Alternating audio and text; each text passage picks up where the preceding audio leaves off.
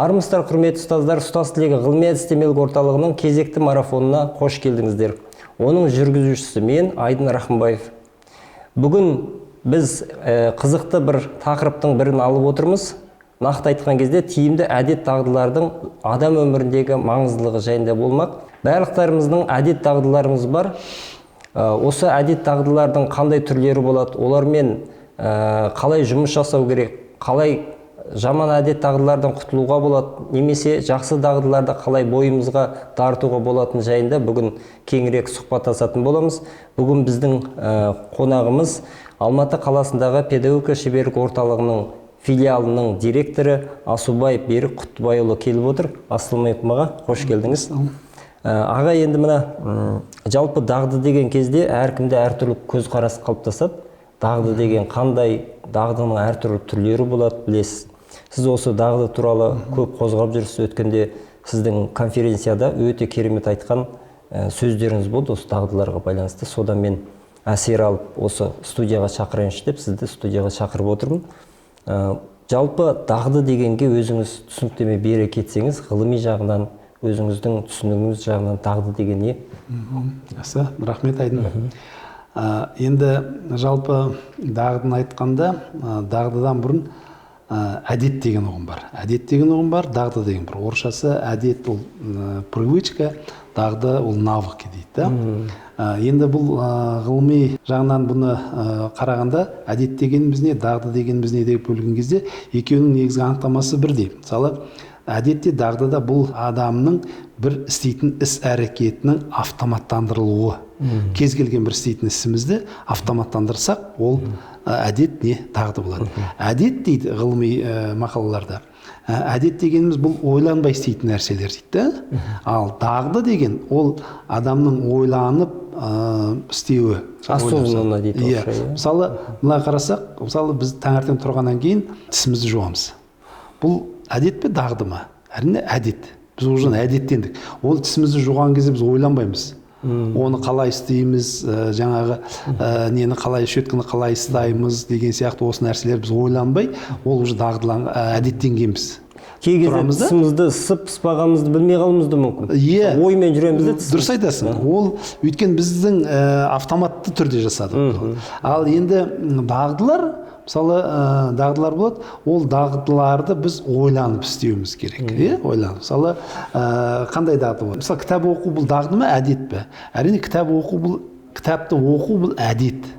Әдеттенесің де, кітапты оқуға әдеттенесің. Егер де мынандай жасайтын болсақ, мысалы шешім шығару деген бар. Шешім шығара алу дағдысы деген. Бұл дағды.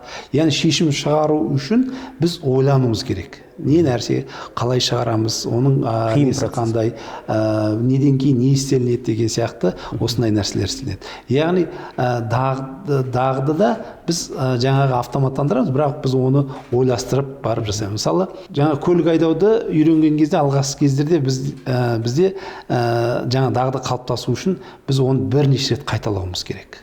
Әдетте де дағдыны да қалыптастыру үшін біз оған күш салуымыз керек. Жаңа машина айдау қайсыған жатады мысалы? Ол мысалы дағды. Дағды, бірақ ол кейіннен уже әдетке де айналуы мүмкін. Өйткені сен оны мысалы басында айтайық, мынау ойланып жасайсың. Переключение жасаған кезде, онда сен қалай басу, даже мынау тормозбен, тежегішпен сцеплениені басқан кезде ойланып басасың. Қайсы қайда, өйткені сен әлі одан әдеттен дағдыланғанды жоқсың. Кейіннен бірнеше рет істегеннен кейін, бір қайталанғаннан кейін сен даже ойланбайсың да. Әңгімелесіп отырып, қай уақытта басқанын білмейсің. Да, оны жүріп отырып, мысалы жаңағы нені жылдамдықты ауыстырған кезде сен ойланбай ауыстыра бересің. Алғашқы кезде сен оны ойланып істейтін боласың. Сондықтан бұл уже автоматтандырылды. Содан осы не болады. Енді жалпы кез келген әдетті немесе дағдыны қалыптастыру үшін жаңа айттым, күш керек. Ол жайдан жай қалыптаспайды. Жайдан жай. Мысалы әдет қалыптасқаннан кейін жаңа өзің айтқандай, әдет әдеттенгеннен кейін сен оны жасадың ба жасамадың ба білмейсің. Мысалы мына нәрсе істейсің, үйге келеді, мысалы газды қосасың немесе түкті қосасың, өшіресің, оны сен ойланбай істейсің. Үйден шыққан кезде есікті кілттеп жабасың, бірақ сен артынан ойланасың, мен жаптым ба жаппадым ба, сен жапқанын да білмейсің, газды өшірдің ба өшірмедің бе деп ойланасың да. Яғни бірақ сен автоматты түрде оның барлығын істеп қойдың.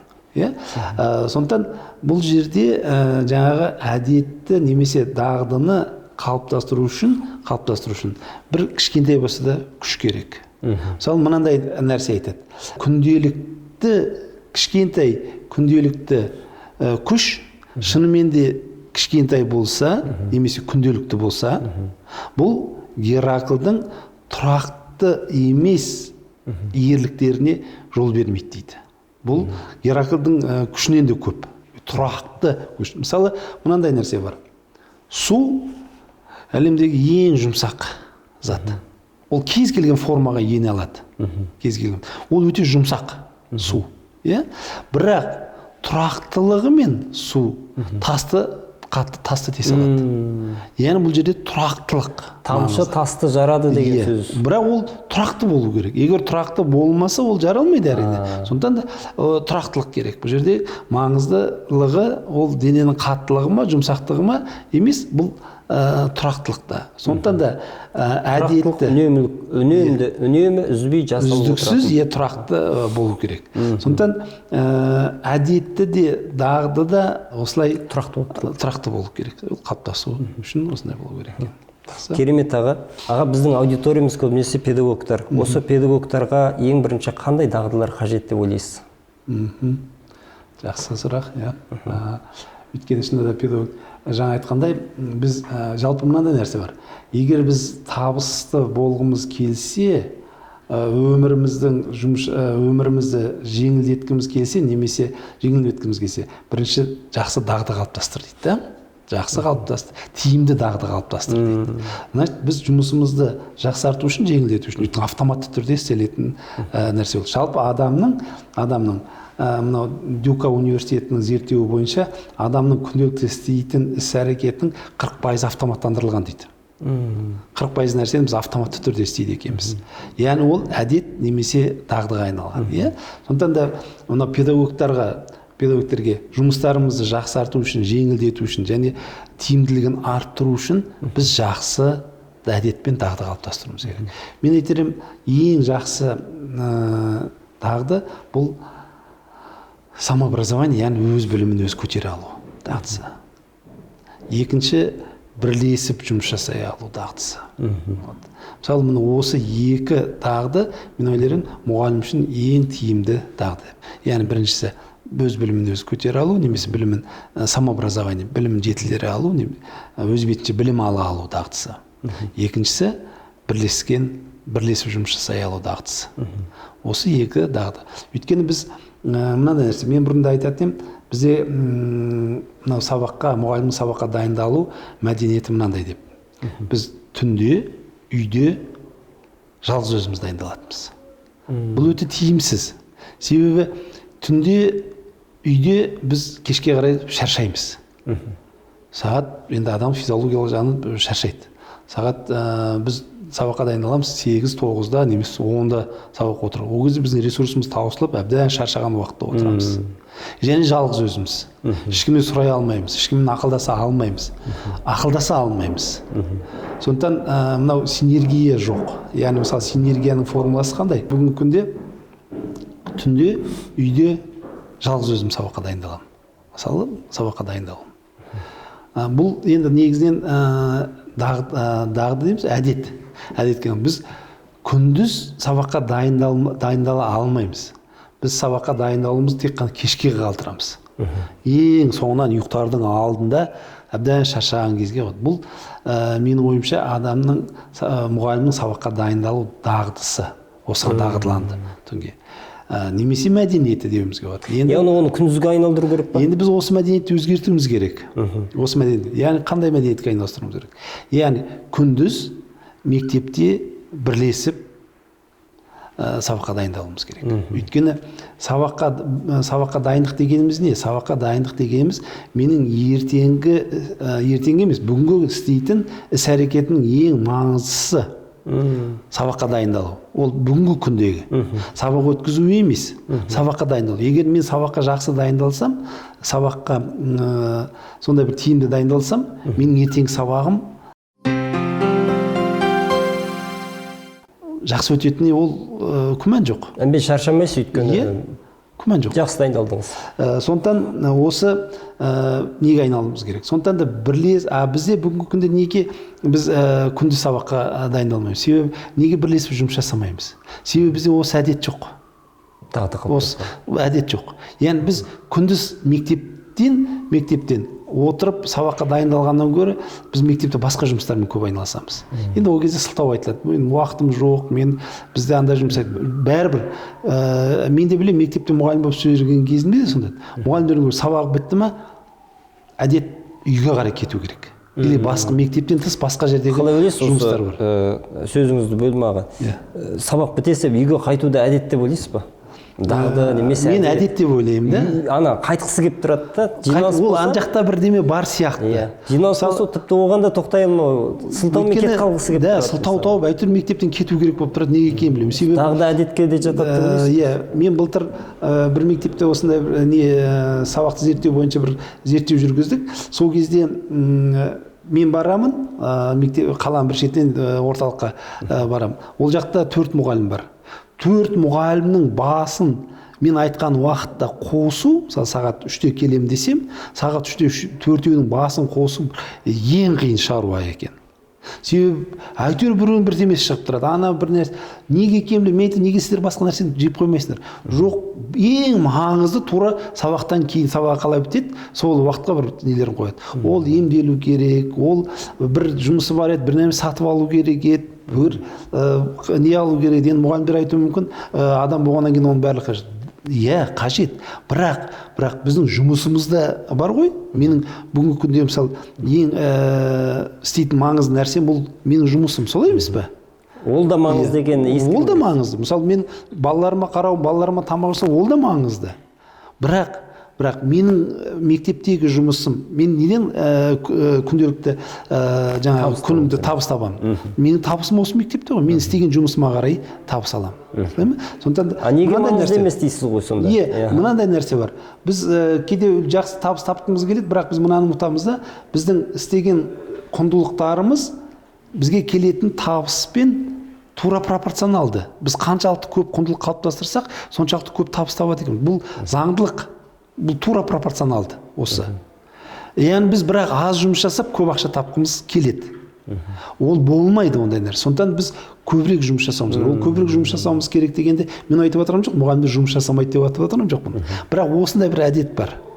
Жаңағы мен басқа жақтан немесе біреудің айтқан емес, мен өзім осы 4 мұғалімнің басын қосуыма өте қиын болады. Яғни біреу бір нәрсе істеймін, біреудің бір шаруам бар еді, мен бүгін бір жерге баруым керек еді, мен ана бір төлейтін төлемім бар еді, соны төлеуім керек еді. Әйтеуір бір нәрсе бар. Болмаса тісімді емдетуім керек еді, тура осы уақытқа қойды. Сонда ең қиын дағды мынау бірлесіп жұмыс жасау дағдысы екен.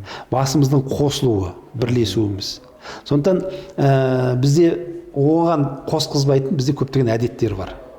Яғни менде кешке дайындаламын деген әдеттенген мен үйге барып жұмыстарым бар, тыныш отыруым керек, ешкім маған бөгет жасамау керек деген бір не бар. Бірақ ол менің жұмысыма кедергі келтіреді. Өйткені мынандай нәрсе бар. Тиімді әдет тең болады тиімді уақытқа дейді. Біз дұрыс әдет қалыптастырмағаннан кейін біздің уақытымыз да тиімсіз болады.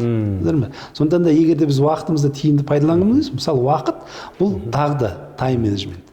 Осы уақытты біз тиімді пайдалануымыз үшін біз тиімді дағды қалыптастыруымыз керек. Тиімді дағды қалыптастыруымыз. Пропорционалды. Осы нәрсені ойластыруымыз керек. Сондықтан біздің уақытымыздың тиімсіз болатын себебі біздің әдетіміздің өзі тиімсіз әдеттер да. Яғни біз жақсы істегіміз келіп, бірақ әдет дағдыларымыз басқа жаққа сүйреп кетеді бізді. Мысалы біздің уақытымыздың көпшілігін кейде мұғалімдерден былай сауалнама алған кезде сұраймын, немен уақытым көп? Көп жағдайда осы телефонға уақытым кетеді. мен телефонды қараймын, телефондағы әртүрлі нәрселерге қараймын. Осылар мысалы телефонға көп қараймыз ғой аға. Осы жерде сұрақ қойып кетейін. Осы телефонға қарау соншалықты қажеттілік емес, дағды немесе әдет сияқты. Иә, осыны қалай түсінесіз жалпы? Телефонмен күресті айтып кетсеңіз, не істесе болады осы? Әдет, дағды деп ойлаймын осы. Соншалықты алып бара жатқан ештемесі жоқ, былай қарасаңыз. Иә, былай қарасаң, бұл жердегі қосымшалар, әлеуметтік желідегі кейбір мәселелер бізге қажет. Бұл бүгінгі күнде біз бұнсыз, смартфонсыз өмір сүре алуымыз өте қиын шығар. Өйткені қоғамымыз осыған келді. Бірақ дегенмен де бүкіл өмірімізді 24 сағатымыздың күндіз қанша сағатымыз бар, сол сағаттың көпшілік бөлігін осыған жұмсау бұл өте тиімсіз. Мысалы, Nokia компаниясының 2013 жылғы зерттеуі бойынша адам негізгі уақыт мынау ұйықтамаған уақытында күніне 150 рет телефонды қарайды екен. Телефон тексереді екен телефон. Яғни енді ол 2013 жыл болды. Оған қазір енді одан да көп уақыт жұмсайтын қазір одан да көп уақыт жұмсайтын шығармыз. Себебі шынында қазір адамдар сыртынан қарасаң бәріміз осы телефонның ішіне кіріп кеткенбіз. Ойлаймыз, бұл телефонсыз өмір сүру мүмкін емес. Бірақ оны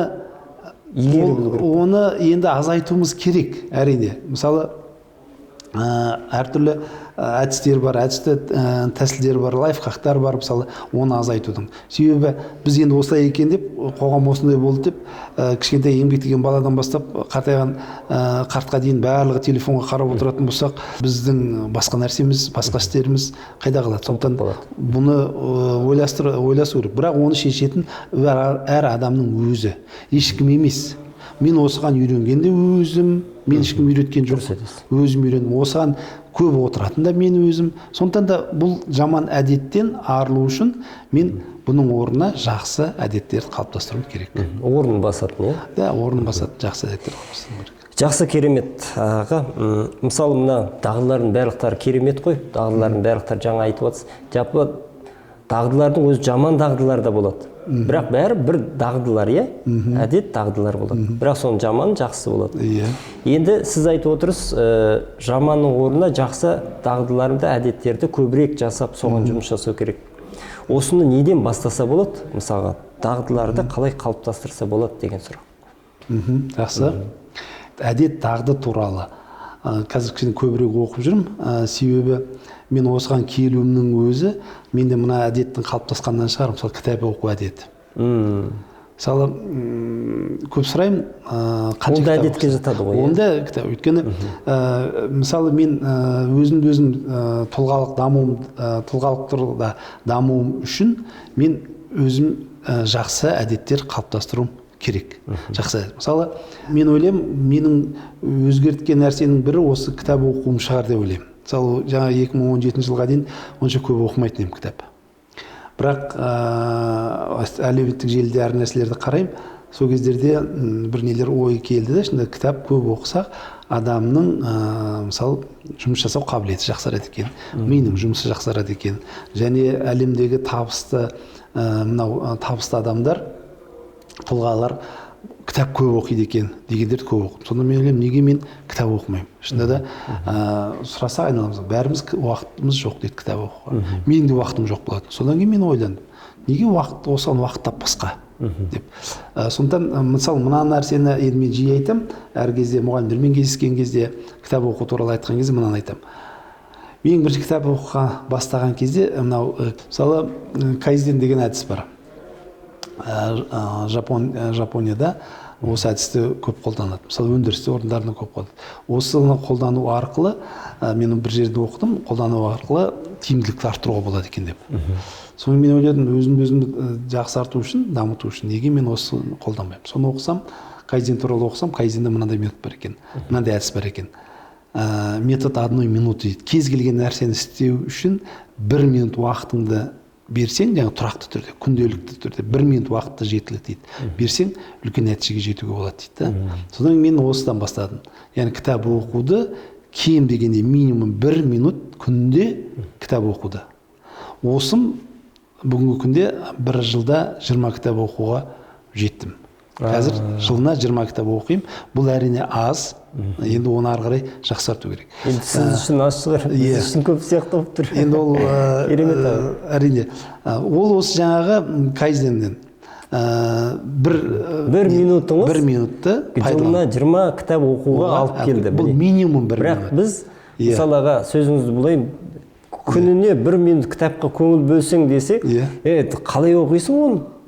Не шығады одан дейміз де, осы жаңағы сіздің алдындағы айтқан теорияңызбен сай келіп тұр, жаңағы тұрақтылық. Немесе тамшы тасты жарады дейді ғой. Сонда осы тұрақтылық 1 минутыңыз жылына 20 кітап оқуға алып келіп тұр. Сондай келеді. Енді ол қазір осыған дағдыланғаннан кейін бұның өзі де аз. Мысалы 20 кітап оқу, мысалы мен қазір мынандай 17 жылда мақсат қойғам, 5 жылда 20 кітаптан 100 кітап оқимын деп. Құдай қаласа мен уже келесі жылы 20 кітап оқысам, 100 кітапқа жетеді. Сондықтан менде қазір бұл аздық етеді, себебі мынандай нәрсе бар. Бұл да жаңағы әдет қалыптастырудан болды. Мысалы, мынандай нәрсе бар. Әдет қалыптастырғанда тіркеу, кіріктіру деген нәрселер бар да. Мысалы, бір нәрсені істеген кезде екінші нәрсені істеу. Мысалы, сол кезде мен мынандай дағдылар қалыптастырамын деп жоспарладым. Осыған қосымша ма? Осыған қосым. Мысалы, мен кітап оқыдым. Кітап оқыған сайын, мысалы, мен тұлғалық даму қажет екендігін білдім. Өйткені мен тұлғалық дамуға байланысты кітаптар оқыдым. Ол кітапты оқығаннан кейін сенде уже қажеттілік туындайды. Шынында да менің тұлғалық дамуым қажет екен. Мен мысалы табысты адамдар мынаны айтады. Табысты адамдар спортпен айналысу керек. Физикалық дамуымыз керек. Онан кейін материалдық дамуымыз керек. Рухани дамуымыз керек, және интеллектуалды дамуымыз керек дейді. Мысалы, тұлғалы, бір жақсы тұлға болып қалыптасу үшін, осы 4 сфераны қалыптастырсаң, жақсы тұлға болып қалыптасасың. Фундаменті ғой. Сондықтан енді физикалық сфера бар. Ол не? Енді әрине мен қазір мен жасымда спортпен айналысу, енді жас кезімде айналыстым, енді қазір активный спортпен айналысу ол кішкене қиынырақ. Сондықтан да күнделікті жаттығу жасау. Мысалы, бұрын жаттығумен айналыспайтын. Күнделікті жаттығу жасауым керек. Күнделікті жаттығу жасау бір-біріне ол кіргіп тұрады өзі. Күнделікті жаттығу үшін мен ерте тұруым керек. Былай ма? Мен ерте тұру дағдысы қалыптасам автомат түрде. Тұрса 9-да барам. Мен сағат 8-де тұрсам да 15 минутта жететін жұмысыма, мен 8-де тұрсам да 9-да жұмысыма жете аламын да. Бірақ соны ойладым. Мен мына бір физикалық сферамды немесе жаңа осыны дамыту үшін мен не істеуім керек? Жақсы әдет қалыптастыруым керек қой. Яғни мен жаттығу жасауым керек. Жаттығу жасау үшін мен ерте тұруым керек. Ол үшін ерте тұру маған қиын. Сондықтан да мен мақсат қойдым, сағат 6-да тұрамын деп. Сағат 9-да жұмысқа барам, бірақ 6-да тұрамын деп осы әдетке айналдырдым. Күнде сағат 6-да тұрамын. Сенбі күнде, жексенбі күнде 6-да тұруға тырысам. Өйткені бұл 2 жылдай уақыт болды, әдетім қазір жақсы. Мен уже 6-дан кейін адам ұйқың сергек оянасың. Және бұл 6-да тұру үшін ерте жату керек та. Ерте жатпасаң нет. Бізде қандай әдет болды? Бізде мысалы Джек Маны оқып отырсаң, Alibaba компаниясының жетекшісі болған. Сол айтады, біздің дамуымыз үшін ең қажетті уақыт бұл кешкі астан кейін ұйықтайтын уақытқа дейін екен. Енді осы уақытқа дейін біздің дамуымызға қажетті уақыт осы екен. Басқа жерде уақыт болмайды дейді. Ол айтады. Сол қосымша мамандық алу үшін, қосымша дамуым үшін керек нәрсе. Сонда мен өзім істеген ісіме анализ жасап қарасам, кешкі астан кейін немен айналысам деп. Жай жатамын, біріншіден жай жатамын. 12, кейде 1-ге дейін жатамын. Енді немен айналысам? Сөйтсем мен тек қана теледидар көреді екенмін. Кешкі жұмыстан шаршап келем, келетін сияқтымын, тамағымды ішемін, тамақ ішкеннен кейін қолымда пульт, теледидар көремін. Кино көремін, басқа бір хабар көремін, бір нәрсе көремін. Сонымен бүкіл уақытымды 3-4 уақыт. Мысалы мен 8-де тамағымды ішіп бітсем, 9, 10, 11, 12-ге дейін 4 сағат уақытым тек қана теледидар көруге кетеді. Бұл жаман әдет. Енді мен осы жаман әдеттен арылуым керек. Солай ма? Арылу үшін не істеуім керек? Оның орнына басқа балама болу керек қой.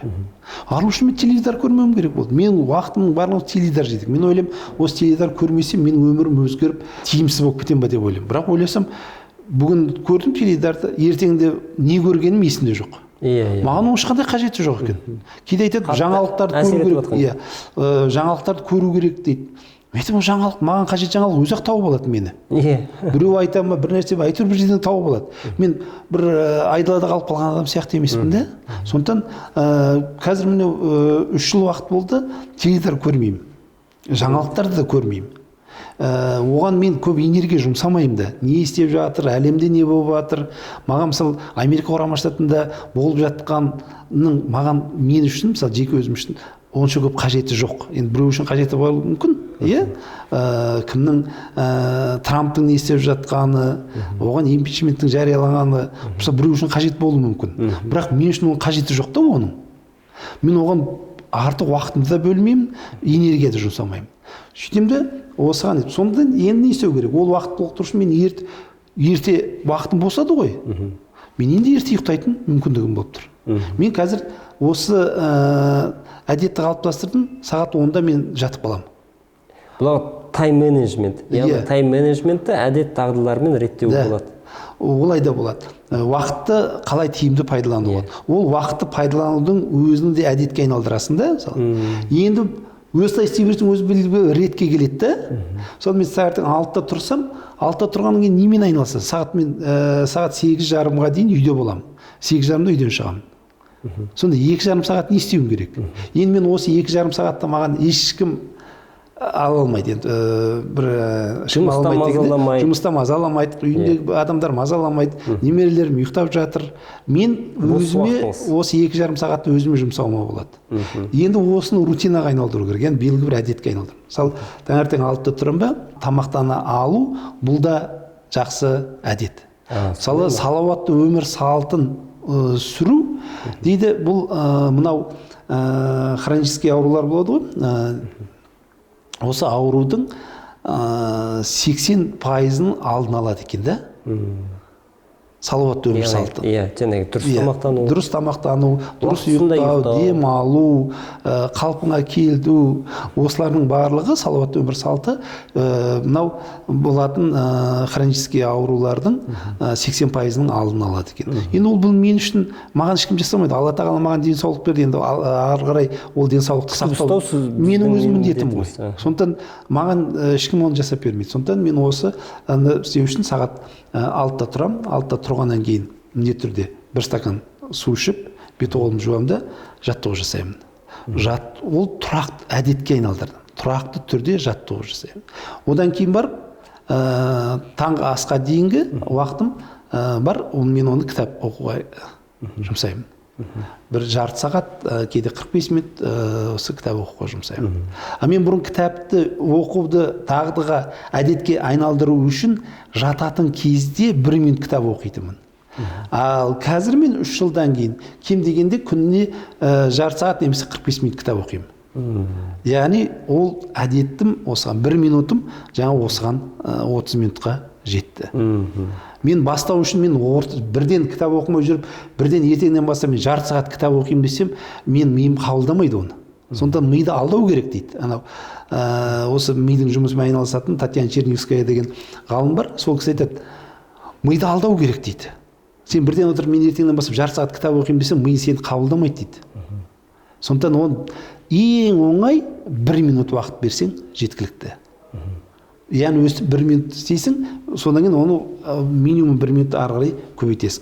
Енді сонда қара, ол бір-бірімен байланысты болып тұр да. Мысалы, мен кешке оқитын, минимум 1 минут жатарда оқитын кітабымды, енді мен дағдыланғаннан кейін, уже кітап оқитын дағдылар, кітап оқуға мен таңертең тұрғаннан кейін бір нәрсе оқуым керек. Оқымаса мен бір нәрсе жоғалтқан сияқтымын. Өйткені менде ол осы ненің ішінде, 3 жылдың ішінде менде бұл әдет қалыптасты. Мүмкін бұл дағдыға айналды енді. Дағдыға айналды. Яғни осыны қараймын да. Одан кейін барып, жуынып, таңғы асым барып. Мысалы, мен қазір мынаны білемін. Сағат 9-дан бастап сағат 6-ға дейін мен жұмыстамын, қызметтемін. Мен осы уақыттың арасында 8 сағатта мен басқа нәрсемен айналыспаймын. Тек қана жұмыспен айналысамын. кітап оқымаймын, спортпен айналыспаймын. Өз уақыттары бар. Оның өзінің белгілі уақыты бар. Менің қызметім бар. Менің өзімнің дамуым үшін қажет уақыт ол кешкі астан кейінгі уақыт пен таңертең тұрып жұмысқа дейінгі уақыт. Енді кешкі уақытымды қалай бөлдім? Мен бұл тайм-менеджмент әдетке айналдыру керек қой енді. Мысалы қазір мынандай нәрселер істеп жүрмін. Басында 9000 қадам кешке сағат 8-ден бастап 1 сағатта 9000 қадам жүремін. Күнделік түреді. Енді қазір мен оны 12000 қадамға жеткіздім. 1 сағатта 12000 қадам жүремін. Енді ол 1 сағат уақытың кетеді. Кешке жүресің. Күнделікті түрде тұрақты осыны жасайсың. Енді қара, жаяу жүрген кезде екінші бір нәрсені кіріктіруге, тіркеуге болады. Не нәрсе болады? Мен қазір аудио кітаптар тыңдайтын болдым. Мен осы 1 сағатта жаңағы аудио кітап тыңдаймын. Кіріктіріп отырсыз. Бір жағынан жүремін, маған жүруім үшін ол ойланудың немесе аудио тыңдау маған бөгет жасамайды ғой. Аудио тыңдағаным жүргеніме бөгет жасамайды. Сонда мен бір уақытта 2 істі істеймін да. Яғни бұл өстіп осындай әдеттерді бір-біріне кіріктіруге болады да, осыларды. Сондықтан осы әдеттерді біртіндеп қалыптастырып үйреніп жатырмыз. Жақсы аға, мысалға осы жайында жалпы өзіңіз болашақта осындай бір жолын көрсететін кітап жазу ойыңыз бар ма? Енді кітап жазу ойымда жоқ. Өйткені қандай керемет мақала жазармын, бірақ мен ойлаймын, мысалы әртүрлі курстарға, семинарларға шақырса, мен қазір осы тақырыпты айтқым келеді. Мысалы сен де осындай ұсыныс жасаған кезде бір кездесу өткізейік деген кезде. Сол кезде тақырып сұраған кезде маған тақырып өзің айтқандай осы тақырып қалай сізге жақын ба деген. Өйткені мен жаныма жақын қазіргі айналысып жүрген тақырыбым осы. Сондықтан да енді жалпы кітап жазу туралы ойымда жоқ. Өйткені бұл туралы кітаптар жазылып жатыр. Кітаптар көп. Мысалы, бірақ ағылшын тілден орысшаға аударылған кітаптар бар, немесе қазір қазақшаға аударылып жатқан кітаптар бар, аударылып жатқан, жазып жатқан кітаптар бар. Сондықтан да мен айтуым керек шығар деп ойлаймын да. Мысалы, ұстаздар ортасында көбірек айту керек. Онан кейін осындай әртүрлі бір хабарларда немесе бір кездесулерде осыны көбірек айту керек шығар деп ойлаймын да. Енді кітап жазу шыны керек нем жоқ. Ойымда жоқ. Жақсы аға. Сіз болашақта қандай дағдыларды қалыптастыруға жоспарлап жатсыз? Енді дағдылар үнемі бітпейді ғой. Бітпейді әрине. Бұл қазір менің ойымда жүрген сұрақ, өйткені биылдан бастап мына нәрсені ойластырып жүрмін. Енді оны бар, ондай блогерлер бар, тағы басқалар бар, оқығандарым бар.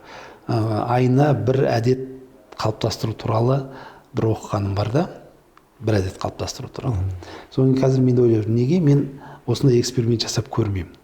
Айына бір әдет қалыптастырсам, мен бір жылда 12 әдет қалыптастырады екенмін. Ол және жақсы әдеттер қалыптастыру. Жаңағы мынандай ғой, мен жақсы тиімді жұмыс жасауым үшін менде тиімді әдеттер болу керек. Сондықтан да мен неге мен бұған дейін енді тұлғалық даму туралы ойлайтынмын. Енді сол тұлғалық даму, одан әрі даму үшін, немесе тұлға одан әрі даму үшін онда жақсы әдеттер болу керек екен дейді. Сондықтан мысалы қазір мен осы айда алғыс айту дағдысын бастап жатырмын. Осы айда, бір айда мүмкіндік болса алғыс айтуға. Шыны керек, алғыс айтуға кішкене сараңдаумын да. Өйткені егер мен бұрында ол алғыс айтып, менде ол әдет жақсы болса, мен ол әдетті қалыптастырмаймын. Мысалы, менде қандай әдеттер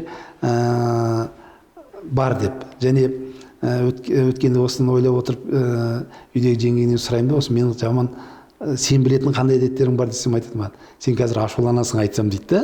Значит, мен сын көтере алмайтын әдет бар да менде.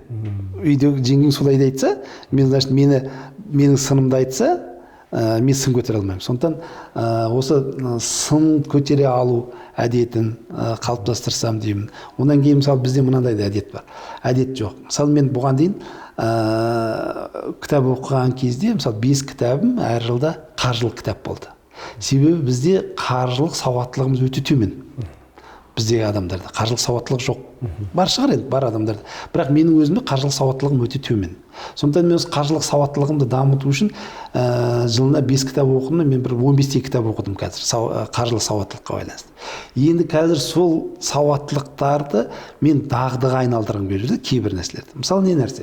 Мен үнемі мысалы күнделікті кіріс шығысымды есептемеймін. Мысалы бір айда мен қанша ақша табамын, немесе қаншасын жаратамын, мен оны есептемеймін. Бірақ нелерді айтады, жақсы не болу үшін, ақшаны көбейту үшін көп ақша табу маңызды емес дейді. Әрине ол да керек. Бірақ көп ақшаны көп үнемдеу маңызды дейді. Егер ақшаны үнемдесең, сенің ақшаң көбейеді дейді. Содан кейін мен ойлаймын, неге осы мен үнемдемеске? Үнемдеп үйреміз. Менде үнем жоқ. Үнемдей алмаймын. Менде ақшамның қаншасы бар, қаншасы кетті, мен шығымды есептей алмаймын. Сондықтан осы тағы да бір әдет осы күнделікті шыққан шығымды, кірген кірісімді жазып көрейін. Осындай эксперименттер жасап көрейін деп ойлап отырмын. Мысалы, мынандай нәрсе бар. Мен жаттығу жасаймын, қазір қандай жаттығу жасаймын? Мысалы, отырып тұратын жаттығу жасаймын, онан кейін отжимания жасаймын, жаяу жүремін. Енді мен қазір кітапта оқып отырсам, аэробты жаттығулар дейді, аэробный жаттығулар, мынау тыныс алумен байланысты жаттығулар. Бұл мына мидың жұмысын жақсартады дейді. Миға көбірек оттегі келеді, наверное, соған шығар. Соны мен ойлап, неге осы жаттығуды, осыны аэробты жаттығуларды әдетке айналдырмасқа? Енді осы аэробты жаттығуларды, жаңағы 2-3 жаттығуым бар, содан бөлек енді аэробты жаттығуды кіргізсем деген ойым бар. Яғни осы сияқты бұл қарапайым дағдылар. Жаңағы айттық қой, кішкентай күштер, шынымен де ол тұрақты болса, немесе күнделікті болса, ол өте жаңа Гераклдың күшінен де басым деді қой. Сол сияқты сондықтан да мен өзімді жақсартуым үшін осындай кішкентай нәрселерді жасауым керек. Көп адамдар айтып жатады ғой аға. Мысалы, жақында жаңа жыл өтті, жаңа жылда көбінесе айтып жатады. Мен жаңа жылдан кейін мына әдетімнен құтылам. Мен осындай ақша табам. Мен мына темекімді тастаймын жаңа жылдан кейін дейді. Бірақ жаңа жылдан кейін бір өзгеріп кететін сияқты, бір өзіне үміт сыйлайды, шыны керек. Бірақ шын мәнінде жаңа жыл ол сенің әдетіңнен жаңағы сияқты 1 минут дедіңіз ғой, сол 1 минуттан басталатын болып тұр ғой, былайша айтқанда. Ол жаңа жылдан емес, мейрам емес, белгілі біреу айтады, мысалы менің ұлым осы 7 жасқа толсын, есін жинасын, содан кейін темекімді тастаймын, өйткені сол уақытта сұрай бастайды, мен неғып темекі тартасың, маған тартпа деп айтасың дейді. Ондайларды кездестіріп отырмын. Сондықтан ол жаңағы сияқты өзіне бірінші менің жаңағы сізден жинаған ойым, біріншіден өзіне негізі қандай проблема бар екенін анықтау. Жаман дағды әдеттерді анықтап, соған қарсы балама жақсы әдеттерді ойлап тауып, соларды жаңағы қысқа уақыттың ішінде ең алғашында жеңіл, оңай қылып өзінің миын алдап дедіңіз ғой. Сөйтіп енгізіп алдай отырып, соны кейін санын кейін үйренгеннен көбейту. Осылай адам өмір өзгереді. Біз ойлаймыз, мен өмірімді өзгерткім келеді, бір сәтте сияқты көреміз. Қарап отырсаңыз, қаншама еңбек керек сіз. Және ол қиын да емес, кішкентай. Бір салмақ салмайды да. Мысалы, 1 минут кітап оқу деген не қиындау бар? Және ол жатардың алдында. Сондықтан рахмет, нең айтып отырған ойың дұрыс айтасың. Жаңағы менің айтқан сөзімнен қорытынды шығарып отырсың ғой. Өмірді өзгертуге де әсер етіп тұр, солай көріп тұрмын. Әдет осындай, өзің өміріңді жақсартқың келсе, жақсы әдет қалыптастыр дейді. Және 40% өйткені өміріңнің әдет. Мысалы мынандай бар, Шәкәрімнің мына сөзі бар. Мысалы ойыңды өзгертеді, ойыңды өзгертсең сөзің өзгереді дейді. Сөзіңді сөзің өзгерсе, ісің өзгереді дейді. Ісіңді өзгертсең, әдетің өзгереді дейді. Әдетіңді өзгертсең, дағдың өзгереді дейді. Дағдыңды өзгертсең, мінезің өзгереді дейді. Дағдыңды өзгертсең, мінезің өзгереді дейді. Мінезің сенің тағдырыңды өзгертеді дейді. Міне қадей жатыр. Біз тағдырымызды өзгерткіміз келеді, бірақ ойымызды өзгерткіміз келмейді, сөзімізді өзгерткіміз келмейді, әдет қалыптастырғымыз келмейді. Бірақ жақсыға өмірімізді өзгерткіміз келмейді. Және біз біреуден күтеміз, біреу өзгертіп берсе. мына бір президент келіп өзгертіп берсе, сайлау болды, сайлаудан кейін жаңа депутаттар келіп, осы депутаттар менің жағдайым жасап берсе екен деген сондай бір үмітпен жүреміз. Ол әр адамның өзінің қолында. Өзі өзгермей, мына Құранның Рәд сүресінде мынандай, Рәд деген сүреде, сүренің мынандай аяты бар. Дейді, адам өзі өзгермейінше дейді, Алла тағала оған ешқандай өзгеріс әкелмейді дейді. Сондықтан біз ешкімнен өзгерісті ешкімнен күтудің, өзіміздегі өзгерісті ешкімнен күтудің қажеті жоқ. Немесе осыдан алынған шығар, Махатма Гандидің сөзі бар емес пе? Хочешь изменить мир, измени себя. Өмірді, қоғамды өзгерткің келсе, бірінші өзгерісті өзіңнен бастайды. Біз өзіміз өзгергіміз келмейді, бірақ біреу өзгерсе екен, қоғам өзгерсе екен дейміз. Бірақ өзіміз өзгереміз. Өзімізді өзгерту үшін біз жаңағындай кішкентай әдеттерімізді өзгертуіміз керек екен. Мынау ұстаздарға өте керемет ақпарат болды. Мен соңғы бір сұрағымен осы сұхбатымызды аяқтасақ, осы жайында біз мысалға енді біліп жатырмыз. Шыны керек, осыған дейінгі білім жүйесінде осындай бір әдет дағдылардың өмірге әсер ететін қаншалықты маңызды екенін көп айтыла бермеді, шыны керек. Осыны бір пән қылып енгізуге бола ма жалпы, қалай қарайсыз? Егер фантастикалық түрде қарайтын болсақ, жалпы қаншалықты маңызды? Енді маңыздылығы жағынан дау жоқ деп ойлаймын. Пән қылып енгізсе балалар алдын ала алатын дағды көп қалыптасады, өйткені ұзақ қалыптасады. Жақсы, рахмет сұрағыңа. Бірақ енді мен ойымша бір жеке пән қылып енгізудің қажеті жоқ. Бұл кез келген нәрсені кіріктіру керек. Мысалы, қазір өзін-өзі тану деген пән бар. Соған кіріктіру керек, мысалы, өзін-өзі тану пәнінде осы нәрселердің барлығы айтылады. Бірақ біз осыны дұрыс жеткізіп жүрміз бе? Мәселе осында. Мысалы, менің өзімде дұрыс дағды жоқ болса, әдет жоқ болса, мен біреуге осылай әдет дағдылан, осылай әдет деп қалай айтамын? Мысалы, американдық философ кім оқытты, мен сол маған ұстаз емес дейді. Мен кімнен үйренем, сол ұстаз дейді да маған. Сондықтан біз оқыту емес, біз өзімізден осы нәрсе болу керек. Мысалы, ұстаздар біз егер де осындай жақсы әдеттер болатын болса, осындай дағдылар болатын болса, ол бала біздің бәрін көрініп тұрады. Егер мен кітап көп оқитынымды бала біледі. Бүгінгі күндегі қазіргі балалар, мысалы, Z ұрпақтары бізді ол тікелей түрімізге қарап отырып сканировать етеді, біздің ойымызды да біледі, кімнің қандай екенін, менің не істейтінімді білуі мүмкін. Яғни мен қандай дағдыларым бар екенін. Мысалы, мен үнемі сабаққа кешігіп жүрсем, мен оқушыға айта алмаймын, сабаққа немесе осындай бір кешігу керек, кешігу деген жаман дағды деп айтатын болсақ, мен істеп жүрген өзіңізде бар басқаша. Сондықтан да мен үнемі кешікпей жүрсем, мысалы, мен адамдармен, мысалы, жақсы алғыс айту дағды дедік жаңа, немесе әдет дедік. Осы әдет қалыптасу, мен үнемі оқушыларға алғыс айтып отырсам, менде жақсы коммуникация болатын болса, бала менен үйренеді. Баламен, мысалы, коммуникациялық дағды, мысалы, немесе жоғарғы деңгейдегі проблемалар шеше алу дағдысы. Бұл жаңағы жалпы дағдыларды қатты дағдылар, жұмсақ дағдылар деп бөледі ғой.